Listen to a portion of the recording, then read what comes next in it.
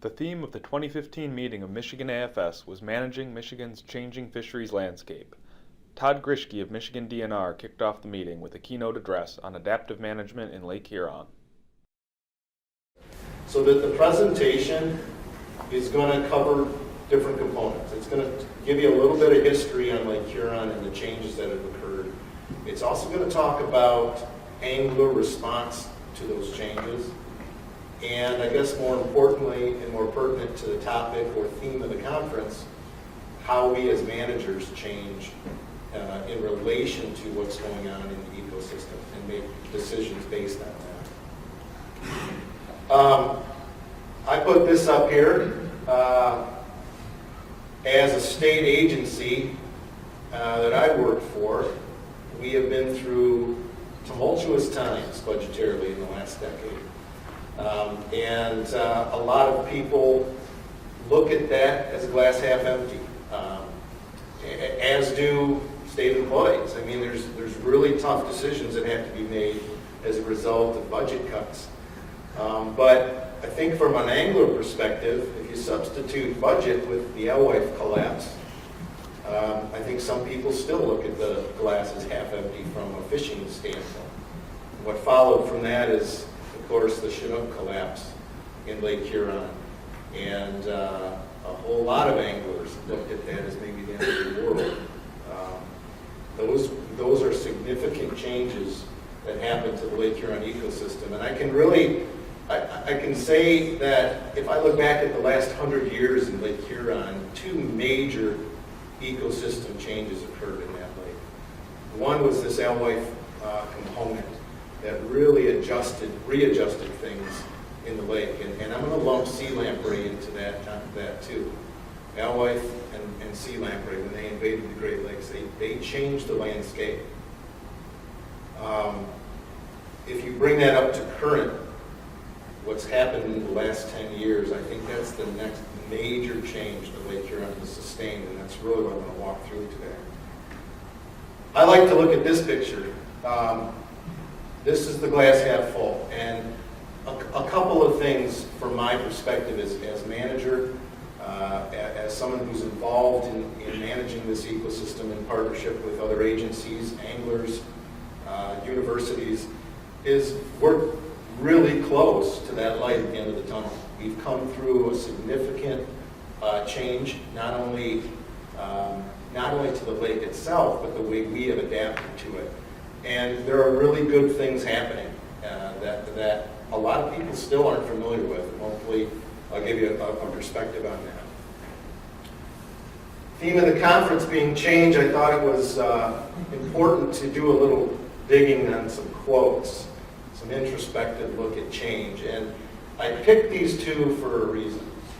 One is, change is inevitable, change is constant. I mean, we're all here in this room trained scientists. I mean, we understand the second law of thermodynamics. Everything's moving towards randomness. We understand that. We're trained to understand that. The first quote, I think, is trying to capture that everything's changing all the time. That's really focused on the ecosystem in this discussion. If we look at the second quote, if you do not change direction, you may end up where you are headed. I think that quote, while it's talking about change, it's looking at the individual. And it's saying if you don't make a change, you're going to end up somewhere else. And so blending of these two statements or concepts or quotes is really what managing an ecosystem is all about.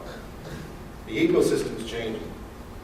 And if we don't change as a result, if we don't change our policies, our decisions, our directions, we're going to be in trouble. So the blending of those two is interesting. So I'm driving up. I got to throw in a real quick story here. I'm driving up here thinking about this conference, thinking about my talk, thinking about change, and I'm watching this weather all around me. It's awful. It's very different from last night. It changed. And I'm approaching this accident, and there's lights, there's ambulance, there's, semis off the road, and this Grand Prix right in the middle of this, starts doing circles on the highway and slams into the median, into the concrete barrier. And she's now facing the wrong direction on the highway. And I guarantee you her day's changed from when she started out this morning. She was heading north for a while, and then she was heading south. So I just started laughing, not at her, but at the whole idea of change and how it's happening all around us all the time. So last slide on change. Mantra of the Marine Corps is improvise, adapt, and overcome. And this is really, really apropos for Lake Huron management, and I think all of us as we try to manage ecosystems. I think the ecosystem has adopted this mantra too.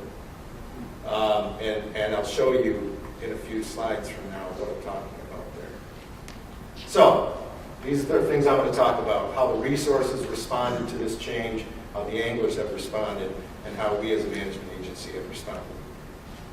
To start off this whole thing, I'm flashing an image of the rogue wave from the movie The Perfect Storm. And for those of you who aren't familiar with it, it's about a small town, Gloucester, Massachusetts, a fishing village.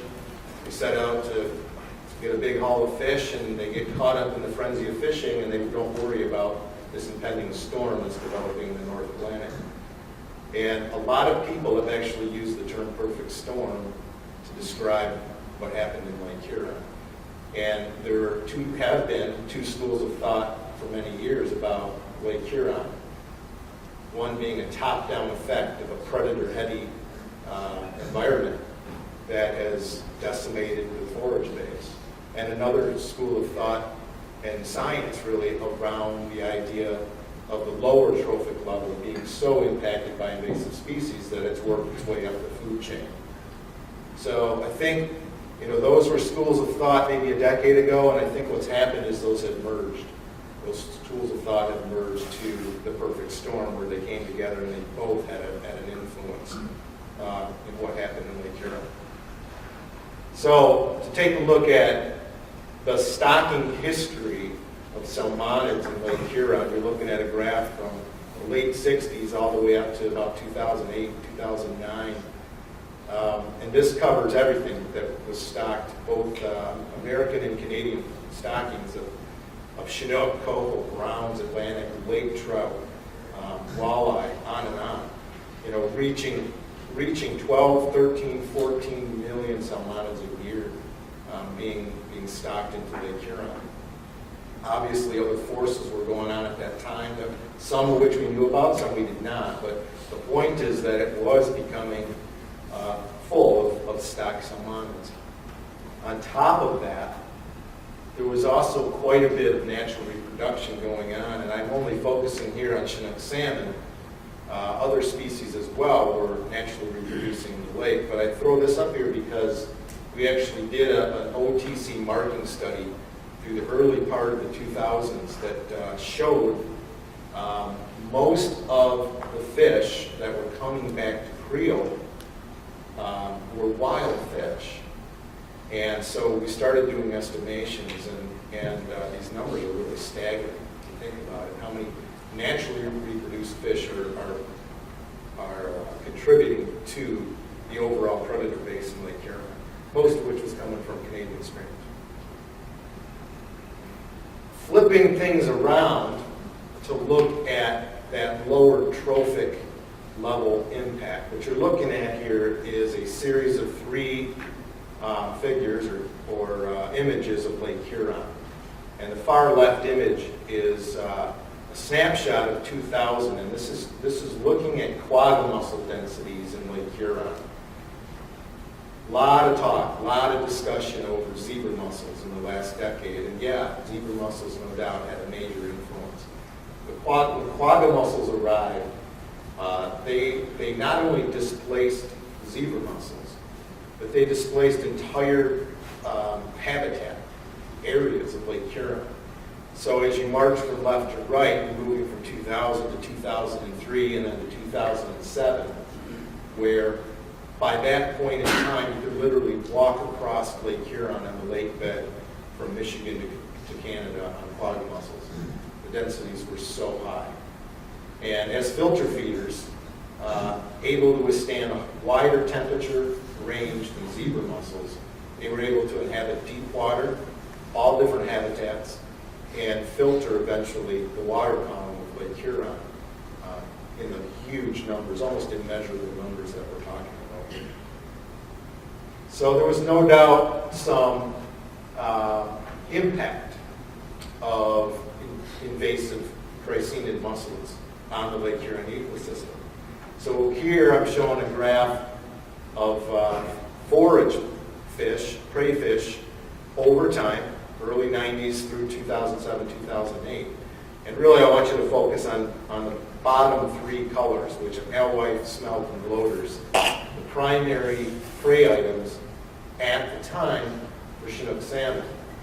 Chinook salmon key in on alewife almost exclusively, while bloaters and alewife do make up some of their diet. But alewife is key. And so by 2004, that lower bluish color there represents alewife. They had literally disappeared from the landscape. There were still pockets of them available, but overall, as you can see, things had reached rock bottom by 2004. So the response of these prey fish to the change in the ecosystem in Lake Huron was obvious. They had already adjusted or adapted, or not adapted in this case, but huge change was occurring. So what we were finding at the time, going back 10 years now, we were finding fewer older year classes, that they were gone, they just weren't surviving any longer. Alewife and smelt were still present, but a fraction of what they were before. And a new invader on the scene, the goby, had become a main prey item, and still out there today is a major prey item. The problem with gobies is that we can't sample them as effectively as we can the pelagic, the offshore prey items that we've been accustomed to sampling for decades. And really that's a new challenge for us as an agency, USGS, who does a lot of our offshore sampling for us. We've recently, a symposium was held at MSU. We had managers and scientists from around Lake Huron talking about several issues going on in Lake Huron, and this was one of them. That the sampling protocols designed for the prey fish items in Lake Huron is all centered on pelagic prey. And so we have to really start to look at how we can sample gobies, because they are obviously a major component now of the prey base.